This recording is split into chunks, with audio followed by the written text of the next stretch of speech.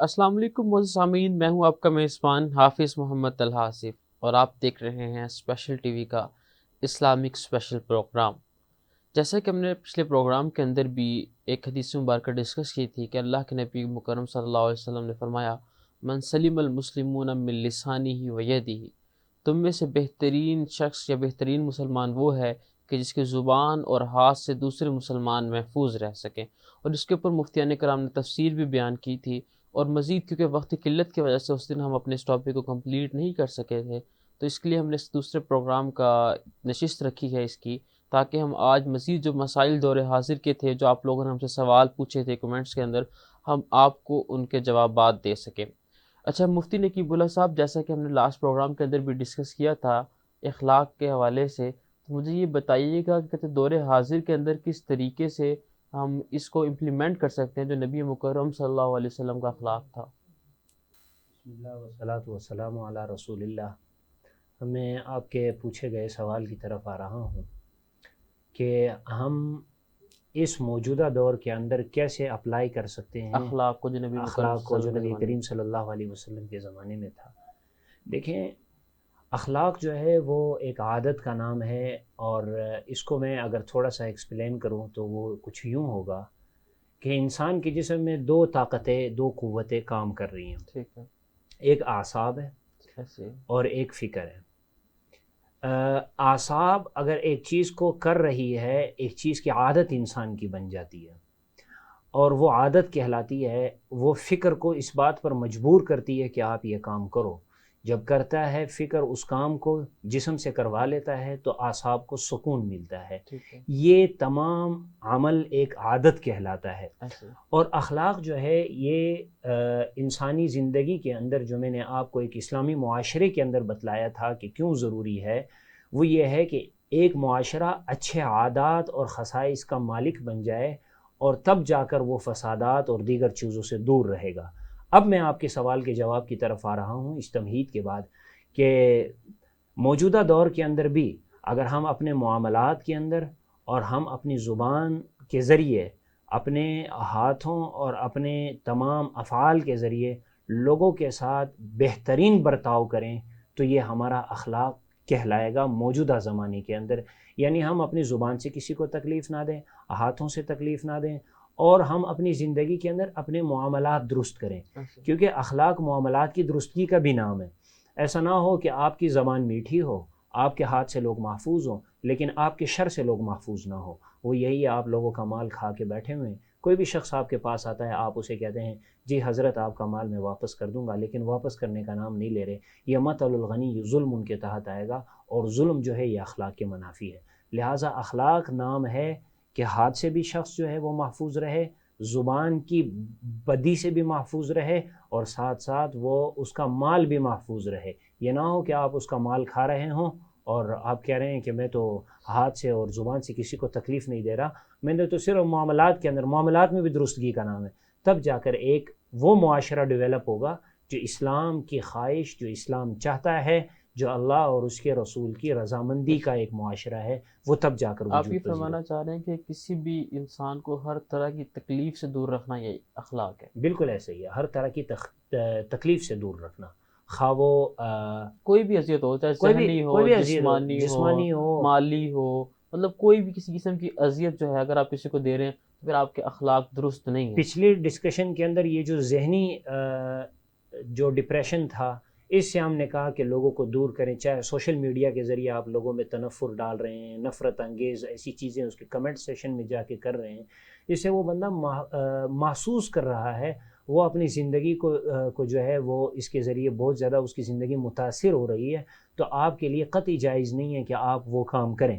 ہم اخلاق کے تحت ان چیزوں کو بھی بیان کر چکے ہیں جو جدید مسائل میں گزر چکے ہیں، تو لہٰذا اخلاق نام ہے ذہناً، فکراً اور افعالاً اور کلاماً ایک شخص آپ کے شر سے محفوظ رہے، اور آپ اس کے ساتھ نرم رویے کے ساتھ پیش آئیں، یہ اخلاق کہلاتا ہے۔ ٹھیک ہے۔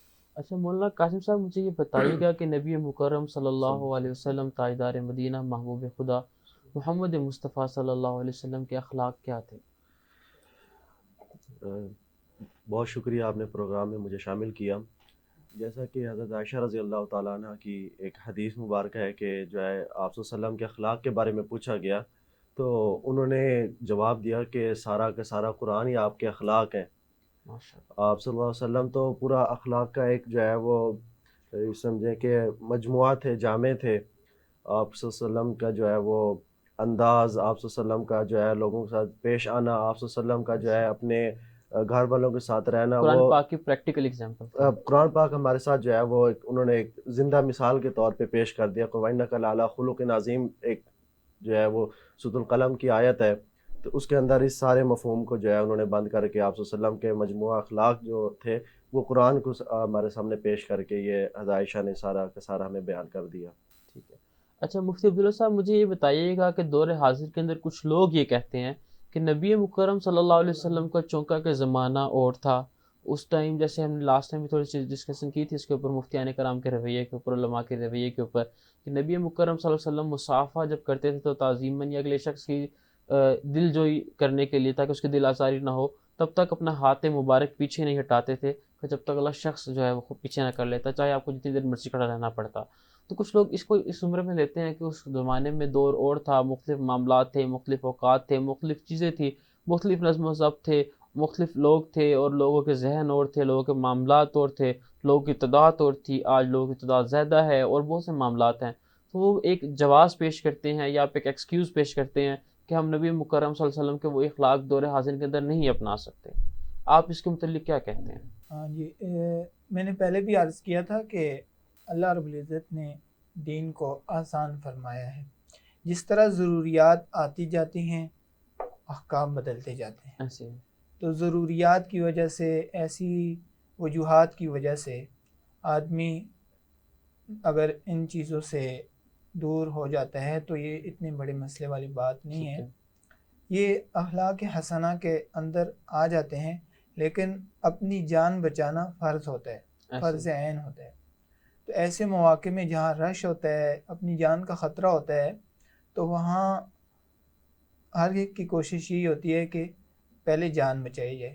ایسے اور عام معاملات میں آپ کسی سے بھی ملتے ہیں، وہاں پر آپ ڈیپینڈ کر سکتے ہیں کہ آدمی کے اخلاق کیسے ہیں، وہ بلاتا کیسے، ہاتھ ملاتا ہے نہیں ملاتا. تو عام حالات میں آپ کہہ سکتے ہیں. لیکن اگر اس طرح کا کوئی آدمی ہے جس کے مجمع اور رش کی وجہ سے آپ کے ساتھ نہیں مل رہا، تو اس کو آپ اس طرح نہیں کہہ سکتے کہ اخلاق میں کم ہے. نہیں، میں یہ کہہ رہا تھا کہ ایک شخص اگر دور حاضر کے اندر یہ ایکسکیوز کرتا ہے کہ نبی مکرم صلی اللہ علیہ وسلم کا زمانہ اور تھا اور آج اور زمانہ ہے، صرف ہاتھ ملانے والی بات نہیں، زندگی کے اور بھی مختلف پہلو ہوتے ہیں، مختلف معاملات ہیں. وہ یہ کہتا ہے کہ اس زمانے میں اور معاملات تھے، آج کے دور کے اندر اور معاملات ہیں، لین دین کے معاملات ہوں، کسی کے پیسے کے معاملات ہوں، اور بھی مختلف اچھا، چیزیں ہو سکتی ہیں اخلاق کے اندر نا. جیسے بھی ہم نے ڈسکس کیا کہ ذہنی، مالی، جسمانی، زبانی، ٹھیک ہو گیا. وہ کہہ سکتا ہے جی پہلے لوگ گفتگو اور سمجھتے تھے، آج اور زبان سمجھتے ہیں، مختلف چیزیں ہو سکتی ہیں. تو وہ اس طرح کا اگر ایکسکیوز دیتا ہے کہ زمانہ بدل گیا ہے، لوگ بدل گئے ہیں، رسم و رواج بدل گئے ہیں، تو کیا اس کے لیے کیا حکم ہے؟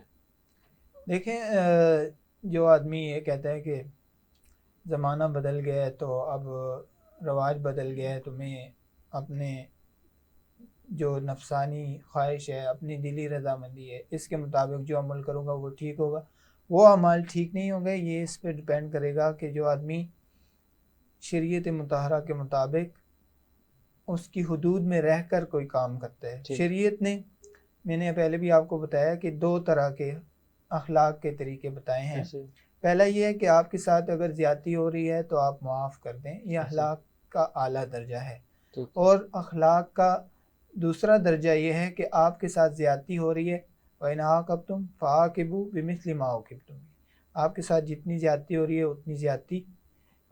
جتنی زیادتی ہو رہی ہے آپ اس کا جواب اتنا ہی دے سکتے ہیں. اور ٹھیک آگے ہے. اللہ رب العزت نے یہ بھی فرمایا اگر معاف کر دو تو یہ بہتر ہے. یہ بہتر ہے. ٹھیک ہو گیا. اچھا مفتی نقیب اللہ صاحب مجھے یہ بتائیے کہ جیسے مفتی عبداللہ صاحب نے بات کی ہے کہ دور حاضر کے اندر اگر معاملات چینج ہو رہے ہیں تو کوئی شخص اس کے مطابق اپنے آپ کو ڈھال سکتا ہے. تو مجھے بتائیے گا کیا دور حاضر کے اندر کسی شخص کے پاس یہ اتھارٹی ہے کہ وہ یہ دیکھے کہ آج معاملات چینج ہو رہے ہیں تو مجھے اپنے حکم بھی چینج کر لینا چاہیے، یا لوگوں کو اپنے احکام شریعت کے مطابق چینج کر لینا چاہیے؟ دیکھیں، یہ ایک بہت بڑا مسئلہ ہے، تغیر الاحکام بتغیر الزمان، کہ احکام کو زمانے کے ساتھ بدلنا. یہ جو آپ نے اخلاق کی بات کی ہے، یہ آپ نے بہت اوپنلی بات کی ہے، اخلاق کے تناظر سے ہٹ کر آپ نے بات کی ہے کہ اگر کوئی بندہ یہ سمجھتا ہے زمانہ بدل گیا ہے تو میں یہ حکم اپنے لیے تبدیل کر لیتا ہوں، نہیں اس نہیں، میں اگر وہ اخلاق کے اندر چیز جاتی ہے نا، اخلاق کے اندر دیکھیں آپ کو یہ قیود لگانی چاہیے کہ آپ کہیں کہ اخلاق کے اندر اگر جی ایک جی شخص اس طرح کا ایسے ہے، ہی، ٹھیک ہے نا، کیونکہ اگر ہم اوپنلی بات کرتے ہیں تو ہو سکتا ہے سننے والوں میں کوئی شخص اس کا کوئی اور مطلب لے لے۔ اخلاق کے اندر دیکھ لیں، میں آپ کو بتاؤں، اخلاق کے اندر چند چیزیں ایسی ہیں کہ جو قطعی ہیں، ان کو آپ تبدیل نہیں کر سکتے، چاہے ٹھیک، زمانہ آج کا ہو یہ 25,000 بھی آ جائے، ابھی تو 2,000 چل رہا ہے، آگے چل کے 25,000 بھی آ جائے، آپ اس کو تبدیل نہیں کر سکتے۔ ٹھیک ہے، جیسے جھوٹ ہے، غیبت ہے، چغل خوری ہے، کینہ ہے، حسد ہے، عداوت ہے، ان چیزوں کو آپ نہیں کر سکتے، یہ اخلاق کے اندر آتی ہیں۔ اخلاق میں زمانے کے بدلنے کے ساتھ آپ کیا چیزیں تبدیل کر سکتے ہیں؟ یہ جیسے مصافحہ کرنا، ٹھیک ہو گیا، ہاتھ بڑھانا، آیا مصافحہ اخلاق کا جزو لازم ہے یا نہیں ہے، اس چیز کو آپ دیکھو، ٹھیک ہے، کیونکہ پرانے زمانے میں عرب کا رواج تھا معانقہ کرتے تھے۔ ٹھیک ہے، معانقے کا طریقہ کیا ہوتا تھا کہ گردن کو گردن کے ساتھ ملاتے تھے، یعنی تھوڑے سے جسمانی طور پر تھوڑا فاصلہ ہوتا تھا، وہ اگلا بندہ تھوڑا جھکتا اور یہ تھوڑے جھک کر اپنی گردنوں کو آپس میں ملاتے تھے، یہ معانقہ کہلاتا تھا، عنق سے ہے، یعنی معانقہ دو گردنوں کا آپس میں جیسے مقابلہ ہوتا ہے دو شخصوں کا آپس میں، ایسے معانقہ ہے دو شخصوں کا آپس میں گردنوں کو ملانے والے عمل کو معانقہ کہتے ہیں، جس کو ہم اپنی پنجابی زبان میں یا اردو زبان میں جپھی کہتے ہیں کہ یہ والا سلام کریں، لیکن ہم نے اس چیز کو بھی تبدیل کر دیا، ہم سینے سے سینہ ملاتے ہیں۔ ٹھیک ہے، آپ نے نہیں دیکھا ہوگا ہمارے پاکستان کے یا ہمارے چونکہ ہمارا کلچر جو ہے وہ ہندوستان کا کلچر ہم پر غالب ہے، ہمارا ان پر غالب ہے، تو ہمارے یہاں بر صغیر کے اندر پرانے زمانے سے لے کر آج تک لوگ جو ہیں وہ معانقے کی بجائے وہ سینہ ملاتے ہیں، میں تو کہتا ہوں معانقے کی بجائے مصادرہ کرتے ہیں، وہ ایک دوسرے سے اپنے سینوں کو ملاتے ہیں، تو پھر یہ عمل بھی خراب ہونا چاہیے، لیکن اس کو کوئی غلط نہیں کہتا۔ اسی طرح یہ جو مصافحہ والا عمل ہے، بہت سارے ایسے مقامات ہیں کہ رسول اللہ صلی اللہ علیہ وسلم نے مصافحہ نہیں فرمایا۔ ایک شخص آیا، سلام کیا، سلام کا جواب دیا، حتیٰ کہ ایک صحابی ہیں وہ فرماتے ہیں کہ میں رسول اللہ صلی اللہ علیہ وسلم کے پاس آیا، ایک دفعہ سلام کیا، آپ نے جواب نہیں دیا، دوسری مرتبہ سلام کیا، آپ نے جواب نہیں دیا، تیسری مرتبہ سلام کیا، آپ صلی اللہ علیہ وسلم نے جواب نہیں دیا۔ وہ شخص رونے لگ گیا اور کہا کہ اللہ اور اللہ کے رسول مجھ سے ناراض ہیں اور مجھ سے کیا نافرمانی ہو گئی۔ تھوڑی دیر رونے کے بعد جناب رسول اللہ صلی اللہ علیہ وسلم جس عمل میں مشغول تھے وہاں سے رسول اللہ صلی اللہ علیہ وسلم کو فرصت حاصل ہوئی، آپ صلی اللہ علیہ وسلم متوجہ ہوئے اور کہا اے اللہ کے بندے، کہ آپ دیکھ نہیں رہے تھے کہ میں وضو میں مشغول تھا؟ یعنی وضو میں کلام کرنے کی مجھے اجازت نہیں تھی۔ تو یہ میں نے وہ بات کا بھی آپ کو بتا دیا کہ کچھ چیزیں ایسی ہوتی ہیں، کچھ حالات ایسے ہوتے ہیں جن میں رسول اللہ صلی اللہ علیہ وسلم نے بھی مصافحہ تو کیا، سلام کا جواب بھی نہیں دیا۔ اسی طرح تیمم کی حالت میں بھی واقعہ ملتا ہے کہ رسول اللہ صلی اللہ علیہ وسلم نے جواب نہیں دیا۔ ایک مرتبہ رسول اللہ صلی اللہ علیہ وسلم ایک قوم کی کوڑی پر تشریف گزر رہے تھے، تو وہاں تھوڑی دیر کے لیے رک گئے، تو سلام کیا، سلام کا جواب نہیں دیا، اور اسی کو پھر لے کر ائمہ کے درمیان ایک بڑی بحث ہوتی ہے، ایک اختلافی بحث ہوتی ہے کہ آیا کوڑے کے قریب کسی کو سلام کا جواب دینا جائز ہے یا نہیں، اسی کو یہ جو بیت الخلاؤں کے اندر سلام کا جواب دینا، یہ مسئلہ وہاں نکل جاتا ہے۔ تو رسول اللہ صلی اللہ علیہ وسلم کے اخلاق کو ایک مصافحے میں بند کرنا یہ عقلاً بھی محال ہے اور افعالاً بھی محال ہے۔ کیوں؟ کیونکہ اخلاق صرف اور صرف مصافحے کا نام نہیں ہے۔ نہیں، اصل بات یہ ہے کہ ہم نے پہلے کافی ٹاپکس کو ڈسکس کیا تھا، اس کے اندر مصافحے کو بھی ڈسکس کیا گیا تھا، جو لاسٹ کے اندر ختم نہیں ہو سکا تھا ٹاپک کو، ٹھیک ہو گیا، جب وہاں پر ہم نے تفصیل سے یہ ڈسکس کی تھی کہ علماء کرام جہاں پر یہ فرض سمجھتے ہیں اپنا کہ ہم جو علم نبوت کے وارث ہیں، تو پھر اخلاق کا وارث کون ہوگا؟ یہی بات ہے کہ میں آپ کو اسی کی ایکسپلینیشن یہاں پر کر رہا ہوں کہ چونکہ ایک ہماری جو بحث تھی اس کا اختلاف کی بنیاد ایک مصافحے پر چلی تھی، ٹھیک ہے، اور میں نے آپ کو رسول اللہ صلی اللہ علیہ وسلم کے مصافحے کے حوالے سے آگاہ کر دیا کہ بہت سارے مواقع ایسے ہیں کہ حضور نے مصافحہ نہیں فرمایا، ٹھیک ہو گیا، اور بہت سارے مواقع ایسے ہیں کہ حضور نے مصافحہ فرمایا، اور بہت سارے مواقع ایسے ہیں کہ سلام کا جواب تک نہیں دیا۔ ٹھیک ہو گیا، یعنی یہ حضور کے حالات کے بدلنے کے ساتھ خود حضور پر جیسے حالتیں آتی رہیں تو اسی طرح امت کو درس اور سبق دیتے رہے، یعنی ہر وقت رسول اللہ صلی اللہ علیہ وسلم نے مصافحہ فرمایا ہو یہ بھی کتابوں میں نہیں ملتا، اور ہر وقت نہ فرمایا ہو یہ بھی نہیں ملتا، اور بعض وقت فرمایا، بعض وقت منع فرمایا، اور بعض وقت سلام کا جواب دیا، بعض وقت نہیں دیا، یہ حضور کی حالتوں پر ہے۔ باقی جو یہ ہے کہ زمانوں کے بدلنے کے ساتھ لوگ اپنے احکام کو خود تبدیل کر سکتے ہیں یا نہیں کر سکتے، یہاں پہ اختیار چند شرائط کے ساتھ ہے. وہ شخص حکم کو تبدیل کر سکتا ہے جو قرآن، سنت اور جو کتاب اللہ اور کتاب الرسول سے واقف ہو. تو یہ تو اللہ تعالیٰ نے ہر بندے کو حکم دیا ہے کہ وہ علم حاصل کرے. علم اس کو حاصل تو یہ کرے. تو مخصوص تو پھر ہم لوگوں نے اس معاشرے کے اندر کیا نا. اللہ تعالیٰ نے تو کہیں قرآن پاک میں شرط نہیں لگائی کہ اتنے بندے مفتی بن سکتے، اتنے بندے مفتی نہیں بن نہیں سکتے، لگایا شرط. اتنے لوگ عالم بن سکتے، اتنے لوگ عالم نہیں بن سکتے، اس کو اتنے لوگ اپنے باپ کا جنازہ پڑھا سکتے ہیں، اتنے لوگ نہیں پڑھا سکتے، اتنے لوگ بیٹی کا نکاح پڑھا سکتے ہیں، اتنے لوگ بیٹی کا نکاح نہیں پڑھا دیکھیں، سکتے. ہر بندہ دینی علوم حاصل کر سکتا ہے. ہر بندہ اپنے تمام، یہ تو رسول اللہ صلی اللہ علیہ وسلم کی ایک حدیث مبارکہ ہے جس کی طرف آپ جائیں، طلب العلم فریضۃ علی کل مسلم و مسلمہ، جو آپ نے فرمایا وہ تمام حلال حرام جاننے کا علم تو ہر مسلمان پہ فرض ہے. ایسے ہی ہے. جنازے کا علم ہو گیا، غسل، میت کو غسل دینے کا مسئلہ ہو گیا. آپ انتظار میں کھڑے ہیں، کوئی شخص آ رہا ہے میرے باپ کو غسل دینے کے لیے. بھائی غسل مسئلہ، اگر بیٹے سے زیادہ باپ کو اچھا غسل کوئی نہیں دے سکتا.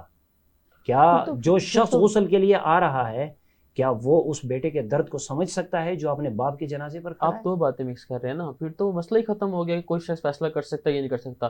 پھر تو شریعت نے ہر شخص پہ لازم کر دیا کہ وہ علم حاصل کر کے اپنے فیصلے خود کر لے. دور حاصل کے حوالے یہ سے چیز ہے. آپ یہ کہہ رہے ہیں کہ جو شخص علم حاصل رکھتا ہو، اس کو فقہ کا پتہ ہو یا اسلام کا پتہ ہو یا قرآن و حدیث کا پتہ ہو، مین چیزیں یہ ہے نا. تو یہ تو پھر اسلام نے ہر شخص پہ لازم قرار دیا ہے کہ وہ اس کو حاصل کرے. اس بات کا جواب دینے کی اجازت ہے؟ جی جی.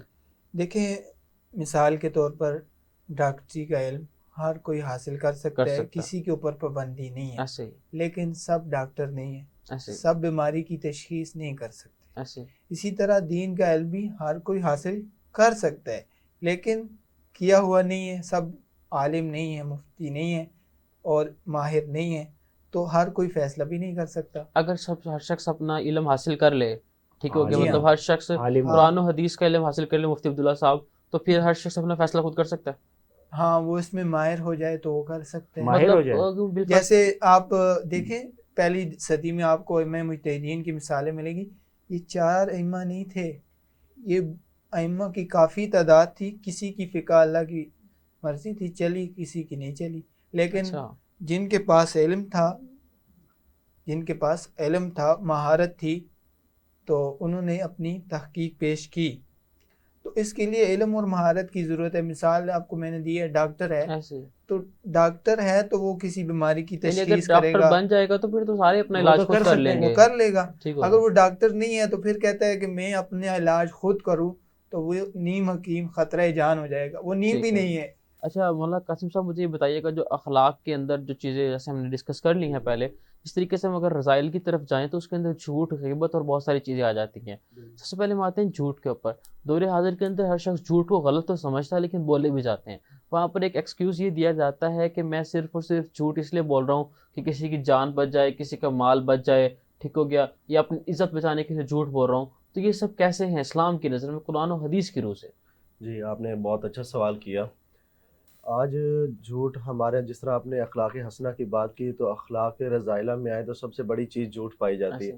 اور جھوٹ کو ہم ایک بڑی چیز سمجھتے بھی نہیں ہے. سب سے بڑی بات یہ ہے، بس ہم نارملی ہر بندے کو، اور دوسرا بندہ، تیسرا بندہ کوئی پوچھے یار کیا کر رہے، بس میں 2 منٹ میں آیا، 3 منٹ میں آیا. اور سب سے بڑی چیز یہ جب سے ہمارے اندر آیا ہے، جہاں پہ جھوٹ 5% تھا، یہ 100%، 95% کہہ لیں، اس نے جھوٹ کو عام کر دیا. اور یہ ہمارے ہر چھوٹے بڑے آدمی، انسان، جو بھی ہم کہیں، اس کے اندر یہ چیز پائی جاتی ہے. اس نے اس کو کوئی وہ جو ہے بڑی چیز نہیں سمجھا، ایک نارمل جس طرح دوسرے ہم کام کرتے ہیں، جھوٹ کو یہ سمجھ لیا. اور جہاں تک آپ نے بات کی کہ کسی کی جو ہے وہ کہیں کہ جھوٹ کا اسلام کے اندر کتنا ایک درجہ ہے، تو جہاں تک ہم نے مطالعہ کیا اور پڑھا کہ 3 جگہ پہ جو ہے وہ جھوٹ کو بھی ایک حد تک رکھا گیا، کہ جہاں پہ کہیں میاں بیوی کے درمیان جو ہے وہ صلح کروانی، ان کو طلاق سے بچانے کے لیے ہو، کہیں پہ جو ہے وہ ماں باپ کی مطلب کہ اولاد سے ناراضگی ہو، ان کی صلح کروانے کے لیے، 2 آدمیوں کی طرف صلح کروانے کے لیے جو ہے وہ آپ اس طرح کی بات کریں کہ وہ جھوٹ بھی نہ ہو لیکن کسی درجے تک ہو، تو وہاں تک یہ جائز ہے. لیکن آپ کہیں کہ اسلام یہ ہے کہ آپ جھوٹ بولیں کسی وجہ سے، تو ایسا تو کوئی جو ہے وہ بات نہیں ہے. اور غیبت بھی ایسے بہت بڑا گناہ ہے، اور اس کو بھی ہم عام سمجھتے ہیں کہ جو ہے چلو یار وہ دوست کی بات کر رہا ہوں، وہ ایسا ہے، وہ ویسا ہے. اگر ایک شخص جھوٹ پر ڈسکس کر لیتے ہیں، اگر ایک شخص ہر معاملے میں جھوٹ بولتا ہے اور اس کے اوپر ہر معاملے کے اندر ایک وضاحت دے دیتا ہے، تو اس کو کیا کرنا چاہیے؟ غلط ہے اس کے لیے نا؟ بالکل غلط ہے یہ معاملہ. ایسا نہیں ہے کہ وہ ہر بات پہ جھوٹ بولے, اور جھوٹ پہ کہتے ہیں نا کہ ایک جھوٹ کے اوپر اس کو 100 جھوٹ بولنا پڑتا ہے, تو وہ اس کا کوئی یہ مستقل جو ہے وہ یہ متعدی گناہ میں چلا جاتا ہے. متعدی ایک گناہ ہے میں. جھوٹ, ایک ہے دفاع ہے جھوٹ. وہ دفاع جھوٹ کر رہا ہے, ٹھیک ہے. یعنی وہ ایک گناہ کا دفاع کر رہا ہے, وہ اپنے آپ کو سکیور کر رہا ہے کہ اچھا, آئندہ بھی میں دفاع نہیں. گناہ کا زیادہ بڑا یہ تو گناہ اور ہے. کیا ہے, یہ تو اس سے بھی بڑا گناہ ہے. دلیل لگا رہا ہے اوپر, مہر لگا رہا ہے کہ جو ہے وہ اپنی عقلی مہر لگا رہا ہے کہ یہ میں اچھا کام کر رہا ہوں. ٹھیک ہے. ایک ہے دفاع میں تو بندہ گناہ کو گناہ سمجھتا ہی نہیں ہے. دفاع میں ٹھیک تو ہے. بندہ سمجھ رہا ہے میں اچھا کام کر رہا ہوں, ایسے لیکن وہ ثبت مہر لگا, وہ ثبت کر رہا ہے اپنے گناہ کو مزید گناہ پر, یعنی وہ مصر بالگناہ ہے, وہ مزید گناہ کو پختہ کر رہا ہے. ٹھیک ہے. اچھا مفتی عبداللہ صاحب, ایک جگہ بھی میں نے پڑھا تھا اور سنا بھی تھا کہ کہتے جیسے مفتی صاحب نے بھی بتایا, مولانا صاحب نے, کہ کہتے جھوٹ جو ہے 3 جگہ پر جائز ہے. تو وہاں پر یہ لکھا ہوا تھا کہ جھوٹ جائز نہیں ہے ان مقامات پر بھی. وہاں پر تولیہ کرنا جائز ہے کہ آپ بات اس انداز میں کریں کہ آپ بات بھی صحیح کرو لیکن اگلا شخص کچھ اور سمجھ جائے. تو اس کے حوالے سے کیا چیز ہے, کیا جھوٹ جائز ہے یا تولیہ جائز ہے؟ جی آپ کا بہت اچھا کوسچن ہے. آپ صلی اللہ علیہ وسلم کی ہجرت کا واقعہ میں آپ کو بتاتا ہوں. ابوبکر صدیق رضی اللہ عنہ آپ صلی اللہ علیہ وسلم کے ساتھ جا رہے ہیں. اس چیز کو سیکرٹ رکھنا بھی ضروری تھا, تو انہوں نے اس مسئلے کو حل کر دیا. ایک آدمی نے ان سے پوچھا یہ جو 7 آدمی ہیں کون ہیں؟ تو حضرت ابوبکر صدیق رضی اللہ عنہ نے کہا کہ یہ مجھے راستہ دکھانے والے ہیں. ان کا مقصد یہ تھا کہ مجھے جنت کا راستہ دکھانے والے ہیں, ایسے اور وہ سمجھا کہ یہ مدینے کا راستہ دکھانے والے ہیں. ایسے. تو ٹھیک ہے. توریہ یہ ہے کہ آپ ایک لفظ بولتے ہیں, ٹھیک ہے. وہ بھی اس وقت جائز ہوتا ہے, نہیں تو یہ دھوکہ ہو جاتا ہے. اس وقت جائز ہوتا ہے جب جان پہ خطرہ ہو. دیکھیں حضرت ابوبکر صدیق رضی اللہ عنہ کو جان پہ خطرہ, اور اسی طرح ایمان کا خطرہ ہو, مال کا خطرہ ہو, اور بہت مضبوط جہاں خطرہ ہو وہاں پہ آپ عزت کا خطرہ ہے, اپنی عزت جا رہی ہے, کوئی مسئلہ ہے, تو اس وقت آپ اس طرح کے الفاظ استعمال کر سکتے ہیں. یہ شکر آپ نے بات کلیئر کر دی, نہیں تو سننے والوں نے ہر کام میں ہی یہ شروع کر دینا تھا, کیونکہ اور دیکھیں پھر ایک لوگوں نے دفعہ کاروبار میں شروع کر دینا تھا, لوگوں کو دھوکہ دینا شروع کر دینا تھا. بات وہی کرنی تھی لیکن اگلے بندے کچھ اور سمجھتا اور بات کچھ اور ہوتی کاروبار کے اندر. یہ چیز دیکھیں آپ نے ایک بہت دفعہ آدمی کو سی وہ گلی مل جائے نا رفو چکر والی, تو آدمی جو ہے نا پھر وہ آگے پورا راستہ بنا عادی ہو لیتا جاتا ہے, عادی ہو جاتا ہے. عادی ہو جاتا ہے. تو یہ عادی ہونا بہت نقصان دہ ہے. آدمی تو یہ سوچتا ہے میں بہت کامیاب ہو رہا ہوں, لیکن یہ سب سے بڑی ناکامی ہوتی ہے کہ بہت سارا وہ جھوٹ بول دیتا ہے, پھر وہ سنبھالنا مشکل ہو جاتا ہے. بعض کا انسان یہ کہتا ہے میں 1 دفعہ بول کر چھوڑ دوں گا, لیکن وہ پختہ عادت بن جاتی ہے, جی ہاں, پھر وہ چھڑائی بھی نہیں چھوڑتی. انوالنٹری طور پر انسان کے جو ہے نا وہ ایک بہانے بنانے کی عادت جب لگ جائے نا تو وہ ہوتے رہتے ہیں. اچھا مفتی نقیب اللہ صاحب مجھے یہ بتائیے گا کہ ہم نے جھوٹ کو تو ڈسکس کر لیا, اس کے بعد آتی ہے غیبت اور چغلی. بیسیکلی چغلی اور غیبت میں کیا فرق ہے؟ لوگوں کو پتہ نہیں ہے, لوگ اکثر اس کو مکس کر دیتے ہیں. غیبت ہے, میں ایک آسان فرق آپ کو بتا دیتا ہوں. دونوں برائی بیان کرنا, ٹھیک ہے, ایک پس پشت کرنا ہے, ایک سامنے کرنا ہے. ٹھیک ہے. یہ فرق ان میں یہ ہے کہ ایک پس پشت ہے, بندے کو پتہ نہیں ہے, وہ کی جاتی ہے تو وہ غیبت کہلاتی ہے. سامنے منہ پر کی جائے تو وہ چغلی کہلاتی ہے. ٹھیک ہے. یعنی سامنے کیوں کی جاتی ہے, سامنے کی کیا وجوہات ہے؟ سامنے یا تو کسی بوس کے سامنے ہوتی ہے, یا کسی مالی کے ادارہ کے سامنے ہوتی ہے کہ یہ جی آپ کا فلاں امپلائی ہے, وہ یہ کر رہا ہے, قربت حاصل کرنے کے لیے اس کے وہ خامیاں سامنے بیان کر دیتا ہے تاکہ وہ مالی کے ادارہ اس سے نفرت کر کے اس کو نکال دے اور یہ اس کی جگہ بھی سنبھال لے اور اپنی اچھا جگہ بھی. چغلی کے لیے دوسرا شخص بھی سامنے ہوگا؟ ہاں, چغلی کے لیے جس کی کر رہا ہے اس کا موجود ہونا ہے, ٹھیک کیونکہ ورنہ وہ چغلی نہیں رہے گی, وہ غیبت بن جائے گی. ٹھیک ہو گیا. بیسیکلی بنیادی طور پہ یہاں تو کوئی فرق نہیں ہے, دونوں میں برائیاں بیان کرنی ٹھیک ہیں. ہے. فرق یہاں پر ہے کہ غیبت وہ برائی ہے جو پس پشت کی جائے, پردے کے اندر کی جائے, وہ بندہ موجود نہیں ہے, آپ نے اس کی برائی کان بھر لی ہے کسی کی, یہ غیبت ہے. اور چغلی وہ ہے کہ آپ اس کے سامنے بیٹھ کر اور کسی ایسے اتھارٹی والے شخص کے سامنے جہاں اس کو اتھارٹی حاصل ہے اس کو نیچا دکھانے کے لیے یا اس کو پست کرنے کے لیے آپ وہاں پر کریں تو وہ چغلی کہلاتی ہے. ٹھیک ہو گیا. یہ فرق جو آپ نے بنیادی طور پر پوچھا.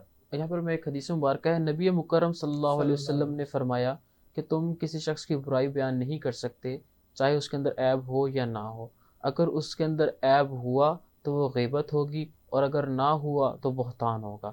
تو اس طرح تو پھر مجھے یہ بتائیے مولانا صاحب کہ اس طرح تو کوئی شخص کسی کے متعلق کوئی بات نہیں کر سکتا، کیونکہ اگر ایک شخص کے اندر عیب بھی ہے، ٹھیک ہو گیا، جیسے ہم دوستوں کے اندر ہوتا ہے، وہ کہہ دیتے ہیں یار وہ جھوٹا ہے، اس نے مجھے یہاں بہانہ لگا دیا، اس نے میرے ساتھ یہ معاملات کر لیے. یہ تو بہت عام سی چیزیں ہیں نا.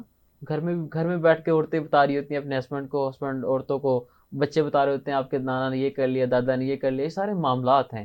اور اس طریقے سے محلے کے اندر بھی عورتیں ایک دوسرے کو بیٹھے بتا رہی ہوتی ہیں. یہ تو ایک بہت عام سی چیز بن گئی شاید. اس کو سب سے بڑا افسوس یہ ہے کہ شاید اس کو ہمارے معاشرے میں گناہ بھی نہیں شاید سمجھا جاتا. تو یہ تو ہر بات ہی پھر غیبت میں آئے گی. ایک چیز ہے کہ یہ غیبت کی تعریف بہت بڑی ہے، اس کا دائرہ کار بہت وسیع ہے. ٹھیک ہے. لوگوں نے اس کو چند چیزیں سمجھ کر ایک محدود کر دیا ہے، ٹھیک ہے. ورنہ غیبت بہت وسیع معنی رکھتا ہے. کیوں؟ دیکھیں آپ یہاں سے اندازہ لگائیں کہ کسی کی برائی بیان کرنا، ٹھیک ہے نا، اس میں ہر برائی شامل نہیں ہے. اچھا. اگر اس طرح کریں، اس طرح تو بات ہی نہیں شروع ہو سکتی. آپ بات ہی نہیں کر سکتے یہاں پر آ کر. آپ نے کیوں برائی بیان کرنی ہے؟ نہیں، برائی نہیں ہے، اچھائی بھی تو بیان کی جا سکتی ہے. اچھائی بھی ہے. ایک سنیں، کچھ ہے بڑی برائیاں جو بندے کے لیے نقصان دہ ہیں، جو بندے کے بڑے نقص ہیں، ان کو بیان کرنا. ایک چھوٹی سی چیز ہے، آپ نے کسی کی عادت بیان کر دیا، آپ نے کہا یار فلاں بندہ دھوکے باز ہے، ٹھیک ہو گیا، آپ نے اس کی عادت بتائی ہے. یہ غیبت نہیں ہے. بچنا چاہیے اس سے. یہ تو ہم نے پچھلے پروگرام میں اس کو تفصیل سے ذکر کیا. ہم نے کہا کہ اگر کسی کی ایسی چیزیں جو متعدی ہے اسے بچنا اور بچانا لازم ہے. ٹھیک ہے. تو آپ نے کہہ دیا فلاں بندہ دھوکے باز ہے، تو اگر واقعتاً وہ بندہ دھوکے باز ہے تو اسے بچو، خود بھی بچو، ہمیں بھی بچو. میں کچھ بات کو انجوائے کر رہا ہوں. کیا کہتے ہیں، بات شروع ہی نہیں ہو سکتی بغیر غیبت کے. دیکھیں اس کے متعلق نا ایک واقعہ حدیث میں آتا ہے نا. ایک آدمی تھا بہت برا تھا، یقیناً برا تھا. آپ صلی اللہ علیہ وسلم کے پاس حاضر ہونے لگا تو آپ صلی اللہ علیہ وسلم نے جنرل ایک بات کی، یہ قوم کا بڑا شریر آدمی ہے. جب وہ اندر آیا، آپ صلی اللہ علیہ وسلم سے ملا، آپ صلی اللہ علیہ وسلم بہت اخلاق سے ملے. اس کی حضرت عائشہ روایت کرتی ہیں، حضرت عائشہ رضی اللہ عنہ. تو دیکھیں ہر چیز ہمیں حدیث سے ملتی ہے.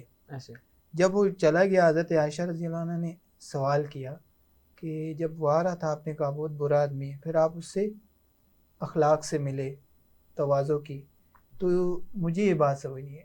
تو حضرت آپ صلی اللہ علیہ وسلم نے فرمایا کہ کسی آدمی کی برائی سے بچنے کے لیے بھی کبھی ایسا کیا جاتا ہے، یعنی کسی آدمی کی برائی سے بچنے کے لیے.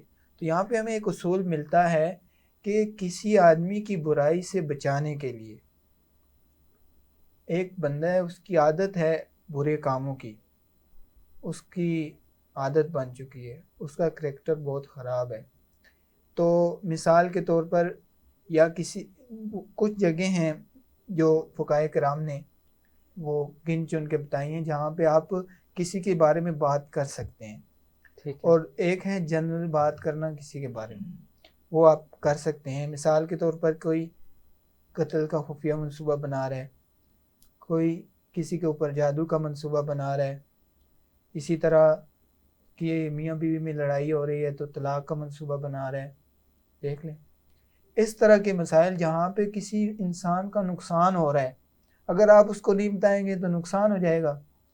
دینی ہوگا، جسمانی ہوگا، روحانی ہوگا، جس طرح بھی نقصان ہے آپ نہیں بتائیں گے، اس وقت آپ کے لیے بتانا لازم ہو جاتا ہے، اور وہ چیز غیبت میں نہیں آتی. دیکھیں انسان کو اللہ رب العزت نے عقل دی ہے، سمجھ دی ہے، تو ہر جگہ آدمی خود سوچے یار یہ میں جو بات کر رہا ہوں اس کا، یہ آدمی وہ اپنے رفو چیک کرنا چلائے کہ یہ میں بات کر رہا ہوں تو ساتھ یہ دلیل دے دے جی میں اس طرح کی بات کر رہا ہوں. نہیں، اللہ کو پتہ ہے آپ کے دل میں کیا ہے. آپ کی نیت اگر اچھی ہے، اگر اس کو بچانے کی ہے، کوئی اس طرح کا معاملہ ہے سخت ترین، تو آپ بات کر سکتے ہیں. یہ تو پھر ہر شخص ہی کہے گا میں مخلص ہوں اور میں جو آپ نہیں، سب وہ مخلص ہو کر اس کی ساری برائیاں بتا رہا ہوں آپ کو تاکہ آپ اس سے بچ جائیں. پھر تو پورے محلے کی برائیاں ہر شخص کو چند چیزیں میں نے ذکر کی ہیں نا. یہ شروع میں آپ نے ایک بندے کے بارے میں آپ نے جو سوال کیا تھا وہ کچھ اس طریقے سے تھا کہ ہم بات شروع کرتے ہیں، ہم کیا دیتے ہیں فلاں بندہ بڑا جھوٹا ہے، ٹھیک ہے نا. تو یہ بندہ تب ہی کہہ سکتا ہے جب وہ بندہ بارہا دفعہ آپ سے جھوٹ بول چکا ہو. ایک دفعہ نہیں، دو دفعہ نہیں، تین دفعہ نہیں، 20-25 دفعہ آپ سے جھوٹ بول چکا ہو. ایک بندہ ہے میری آپ سے 5ویں ملاقات ہے مثال کے طور پر، تو آپ میرے بارے میں کسی کو یہ نہیں کہہ سکتے کہ نقیب اللہ بہت جھوٹا شخص ہے یا بہت زیادہ غیبت یا چغل خور شخص ہے. نہیں کہہ سکتے. کیوں؟ آپ نے میرے آپ سے ملاقات ہی 5ویں دفعہ ہو رہی ہے، آپ میرے بارے میں یہ نظریہ قائم ہی نہیں کر سکتے. ایسے آپ تب نظریہ قائم کریں گے جب میرے اور آپ کے درمیان سالہا رشتہ ہو، آپ مجھے بہت معاملات کے اندر یا جھوٹ پر دیکھیں یا غیبت پر دیکھیں، تب آپ کہیں گے کہ یہ بندہ بہت شریر ہے، یا یہ بندہ بہت زیادہ جو ہے وہ جھوٹا ہے، یا غیبت بیان کرنے والا ہے، یا لوگوں کے پیٹھ پیچھے برائیاں کرتا ہے یا سامنے کرتا ہے. تب آپ میرے بارے میں یہ نظریہ قائم کر سکتے ہیں. ٹھیک ہے نا. اس وقت میں نے آپ کو کہا کہ غیبت کے اندر ہر چیز نہیں آتی. ٹھیک ہے. یہ کچھ چیزیں ایسی ہوتی ہیں، آپ کسی کے شر سے خود کو بچا رہے ہیں یا اس سے لوگوں کو بچا رہے ہیں، وہ چیز غیبت میں نہیں آتی. بہت مرتبہ احادیث میں بھی واقعات ملتے ہیں، جیسے کہ مفتی صاحب نے ایک حضرت عائشہ رضی اللہ تعالیٰ عنہا کی ایک روایت آپ کے سامنے بیان کی کہ رسول اللہ صلی اللہ علیہ وسلم نے ایک شخص کے ساتھ ایسا معاملہ کیا تو بعد میں سوال کیا تو آپ نے جواب بھی دیا. تو اس تناظر کے اندر آ کر ہر بات غیبت نہیں ہوتی، بلکہ وہ باتیں کہ جو زندگی میں ایک یا دو دفعہ کسی کا کوئی خفیہ راز آپ کے پاس آ گیا یا کوئی ایسی چیز آ گئی، آپ آگے جا کے بیان کرنا شروع کر دیں. اسی کو تو بہت ساری احادیث میں سٹیپ بائی سٹیپ، دیکھو حکم اکٹھا نہیں لگتا. بیک وقت آپ کو یہ نہیں کہا جاتا کہ آپ کسی کی غیبت نہ کرو، بلکہ من ستر مسلم ستر اللہ یوم القیامہ. پہلے دیکھو آپ مزاج نبوی کو سمجھو، آپ مزاج اسلام کو سمجھو. مزاج اسلام ہے پہلے کسی کا ذہن بنایا جاتا ہے، پہلے گراؤنڈ ویلیو بنائی جاتی ہے تاکہ وہ شخص وہ اس کے تحت آئے. جب آئے گا پھر اس کا ذہن بنے گا پھر اس کے آگے انعامات رکھ دیے جاتے ہیں، پھر وہ اس رذائل کو جا کر چھوڑتا ہے. گراؤنڈ ویلیو کیا بنائی ہے؟ اللہ اور اللہ کے رسول نے. من ستر مسلمن، جو کسی کے ایک عیب کو چھپائے گا، ستر اللہ یوم القیامہ، اللہ اس کے عیب کو چھپائے گا. بعض احادیث میں 70 عیب چھپائے گا، بعض میں 70,000 عیب چھپائے گا اللہ رب العزت. تو دیکھو ایک گراؤنڈ ویلیو، ایک فضیلت اللہ رب العزت نے جب بیان کر دی تو اس کے بعد سمجھ آ گئی ہوگی لوگوں کو بھی. اچھا مولانا صاحب مجھے بتائیے گا کہ نبی مکرم صلی اللہ علیہ وسلم ایک دن بیٹھے تھے عائشہ رضی اللہ تعالیٰ عنہ کے ساتھ. حضرت عائشہ اس کی راویہ کہتی ہیں کہ ایک عورت آئی، اس کا قد کافی چھوٹا تھا. تو میں نے جب وہ چلی گئی تو میں نے اللہ کے نبی مکرم صلی اللہ علیہ وسلم فرمایا کہ اللہ کے نبی آپ نے دیکھا ہے کہ اس کا قد مبارک قد کتنا چھوٹا ہے. تو اللہ کے نبی مکرم صلی اللہ علیہ وسلم فرمایا کہ اے عائشہ تم نے اس قدر زہریلی بات کی ہے کہ اگر اس کا زہر ساتوں سمندروں میں ملا دیا جائے تو ساتوں کے ساتوں سمندر زہریلے ہو جائیں. تو یہاں پر تفصیل میں لوگوں نے لکھا ہے کہ ایک ایسا عیب کہ جو کسی کو پتہ بھی نہیں ہے، کسی کو نظر بھی ایک نہیں آتا، اگر وہ بیان کیا جائے تو کتنا گناہ ہوگا، کہ جبکہ ایک ایسا عیب کہ جو ہر بندے کو نظر آ رہا ہے. اگر کسی کا رنگ کالا ہے، یا کسی کا قد چھوٹا ہے، یا کسی کی آنکھ نہیں ہے، کسی کا بازو نہیں، یہ ایسے عیب ہیں جو ہر آنکھ سے نظر آ جاتے ہیں. اگر ان کا اتنا گناہ ہے تو پھر جو عیب نظر نہیں آتے ان کو بیان کرنے کا کتنا گناہ ہوگا. اور یہ تو ہمارے ہاں تو بہت عام بن چکا ہے، کسی کو چھوٹے قد کا تانا دینا، کالے رنگ کا تانا دینا، یا اس طریقے سے مختلف جو اس کے عیبز ہیں اس کا تانا دینا رنگ وغیرہ کے حوالے سے. تو ان سے کس طریقے سے بچا جائے؟ دیکھیں یہ آپ نے اچھا سوال کیا، اور آپ کے سوال میں تقریباً اس کا جواب بھی آ گیا کہ رنگ کا کالا ہونا، قد کا چھوٹا ہونا، یا کوئی ایسا عیب ہونا جو ظاہر ہر کسی کو نظر آ رہا ہے. تو کوشش تو یہی کرنی چاہیے کہ جو ہے اس طرح کے جو ہے عیوب ہیں ان کو بھی بیان کرنے سے بچنا چاہیے.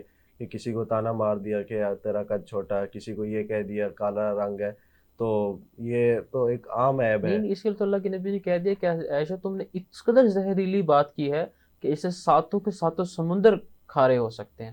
تو یہ بتائیے کہ پھر جو گناہ نظر نہیں آتے، اگر ہم ان کے اوپر بات کرتے ہیں تو کس قدر شدید گناہ ہوگا. اور یہ تو اس ہمارے معاشرے کے اندر ان برائیوں کو برائی بھی نہیں سمجھا جاتا شاید. مفتی عبداللہ صاحب اگر آپ اس کے اوپر مزید جو قرآن حدیث سے روشنی ڈالنا چاہیں.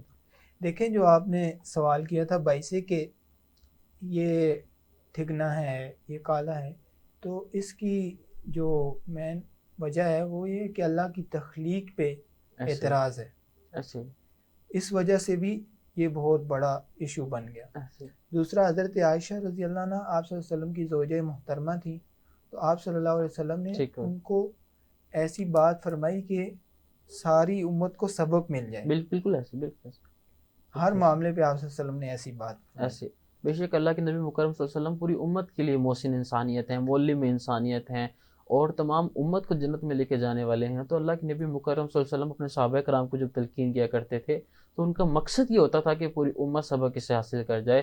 اور اگر اپنے ازواج کو کوئی بات سکھاتے تو وہ اس لیے سکھاتے تاکہ یہ بات آنے والے تمام مسلمانوں کے لیے بھی فائدہ مند ہو جائے.